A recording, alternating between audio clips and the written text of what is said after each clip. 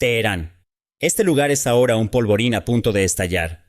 Todos los tabúes han sido destrozados. Todo está ardiendo en Teherán. Las calles son un campo de batalla. Los bancos están siendo incendiados. Las bases de la Guardia Revolucionaria están siendo quemadas. Hay una brutal guerra callejera entre el pueblo y el régimen. Pero esperen, el caos que ven no es lo que parece. No es el manifestante quien incendió ese banco. No es un joven enfurecido quien aprieta el gatillo. La confesión vino desde la cúpula del Estado, del expresidente Ahmadinejad.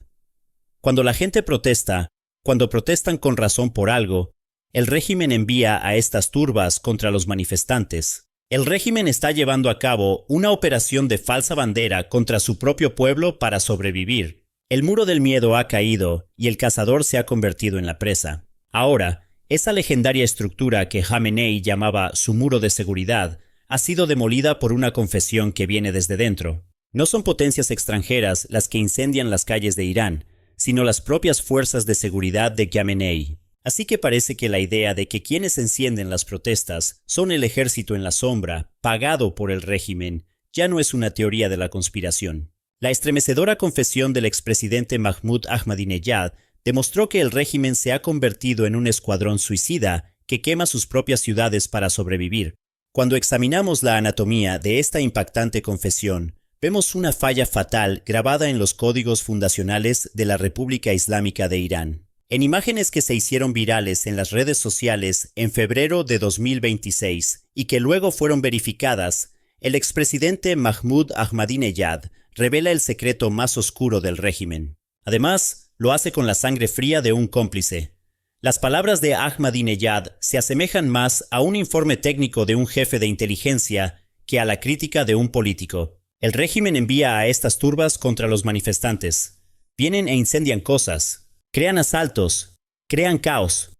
El régimen prepara el escenario para usar la violencia contra la gente. Estas declaraciones revelan que el enfoque de seguridad del régimen se basa en realidad en un caos planificado. Esta táctica, diseñada por las fuerzas de seguridad del régimen, tiene como objetivo eclipsar las legítimas demandas de los manifestantes. El objetivo es muy claro: crear una base legítima, una excusa para que los guardias revolucionarios lleven a cabo masacres. Como afirmó Ahmadinejad, vienen, incendian cosas, organizan ataques y preparan la escena para usar la violencia contra el pueblo. El régimen despliega a sus propios agentes para transformar una simple protesta por el alza del precio del pan en un acto terrorista de potencias extranjeras. Estos agentes son transportados en vehículos oficiales del Estado, se mezclan con la multitud y lanzan la primera piedra, rompen la primera ventana.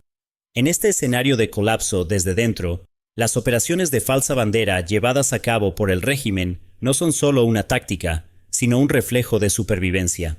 Cuando el régimen de Khamenei no puede canalizar la ira del pueblo, criminaliza esa ira. En este punto, donde el régimen está atrapado entre los dientes del monstruo que creó, centrémonos en los ejecutores sobre el terreno, es decir, el garrote de Khamenei. Nos enfrentamos a una de las máquinas de violencia más despiadadas de la historia moderna, los cuerpos de la Guardia Revolucionaria Islámica, CGRI, y la milicia Basij. Estas estructuras han dejado de ser agencias de aplicación de la ley responsables de la seguridad nacional y se han convertido en la guardia personal de Jamenei. La milicia Basij, promocionada con el mito de un ejército de 20 millones de efectivos, es en realidad una de las mayores mentiras del régimen. Esta estructura, que en el papel se dice compuesta por voluntarios, es en realidad un ejército de lealtad, ideológicamente adoctrinado, atado al sistema a través de privilegios económicos y completamente desconectado del pueblo. El régimen toma a jóvenes de barrios pobres y, bajo el pretexto de proteger la revolución, los convierte en armas contra sus propios vecinos e incluso sus propias familias. Sin embargo, la imagen que vemos a partir de 2026 muestra que esta estructura ha perdido su motivación ideológica y ha evolucionado completamente hacia un grupo de mercenarios basado en el dinero. El nivel de violencia ha alcanzado lo que los analistas describen como una rara muestra de brutalidad. Según informes de Forbes, durante las protestas a principios de 2026, las fuerzas del CGRI y Basij utilizaron ametralladoras pesadas DSHK, típicamente usadas para penetrar vehículos blindados en el campo de batalla, contra civiles desarmados. Esto no se trata de dispersar a una multitud, se trata de aniquilar a una masa de gente. Ahora están aplicando las tácticas de guerra urbana que aprendieron del régimen de Assad, que atacó a su propio pueblo en Guta y Homs, en Siria, en las calles de Teherán, Isfahán y Tabriz. El aspecto más trágico de esta espiral de violencia es la ingeniería de la represión. Según testigos iraníes, el CGRI y los Basij están etiquetando a los manifestantes que matan como miembros de la milicia Basij en un intento de culpar de estos asesinatos a los propios manifestantes. Las familias en duelo son obligadas a mentir diciendo que sus hijos son mártires del régimen para poder recuperar sus cuerpos y a hacer confesiones guionizadas en la televisión estatal. Por ejemplo, en el caso de Seth Golsky, un joven abatido a tiros por el CGRI fue declarado a la fuerza miembro de la milicia Basij después de su muerte y a su familia se le ofreció dinero de sangre para mantenerla en silencio. Sin embargo, esta brutalidad creó un inesperado efecto boomerang. El pueblo, con los ojos abiertos por las confesiones de Ahmadinejad, ahora reconoce a los agentes vestidos de civil y a la milicia Basij que se desplaza en motocicleta. Las revelaciones de Ahmadinejad rasgaron el telón de esta farsa. El pueblo iraní ahora sabe que el rebelde enmascarado al que se enfrenta es en realidad un oficial de inteligencia haciendo horas extras. Esta información es el mazo más grande para derribar el muro del miedo. El muro del miedo ha sido aniquilado. Las multitudes que antes huían ahora lanzan contraataques organizados. Según Iran Wire, la gente ahora está atacando directamente los cuarteles del CGRI, las bases de la milicia Basij y los edificios simbólicos del régimen, en Farardis, Karaj y las ciudades petroleras del sur del país. Las bases de la milicia Basij están siendo atacadas contra el régimen que llena ambulancias con soldados y las lanza contra los manifestantes. La gente detiene las ambulancias y revisa su contenido. Esto va más allá de la desobediencia civil. Es una guerra de guerrillas urbana total. Comandantes del CGR y como Mohammad Qasemi y Abbas Nilforoushan, que están en la lista de sanciones del Departamento del Tesoro, se han convertido ahora en el objetivo número 1 no solo de Occidente, sino también de su propio pueblo. Estos comandantes, a quienes el régimen presentaba como intocables, ahora se ven obligados a usar vehículos blindados para ir a casa y a sacar a sus familias del país de contrabando. En otras palabras, el equilibrio de poder en Irán ha cambiado por completo. Las consignas que resuenan en las calles de Irán han evolucionado de muerte al dictador a muerte a los guardias revolucionarios. El monopolio de la violencia de Jamenei se ha roto y la violencia ha vuelto a su dueño. El régimen ha comenzado a arder en el fuego infernal que creó, y este fuego ya ha comenzado a lamer los muros del palacio de Jamenei. Sin embargo, la revelación de Ahmadinejad no es un estallido momentáneo de ira, sino el pus de una profunda crisis de Estado que se ha estado gestando durante años. Ahmadinejad ha estado en la lista negra de Jamenei desde 2017 como una figura que critica el rumbo del régimen y habla de cambio. De hecho, sus advertencias durante las protestas de 2023 presagiaron el incendio de hoy. En aquel momento afirmó claramente que las corruptas bandas de seguridad e inteligencia del régimen estaban aplastando a todos, etiquetándolos como opositores al régimen en lugar de escuchar al pueblo.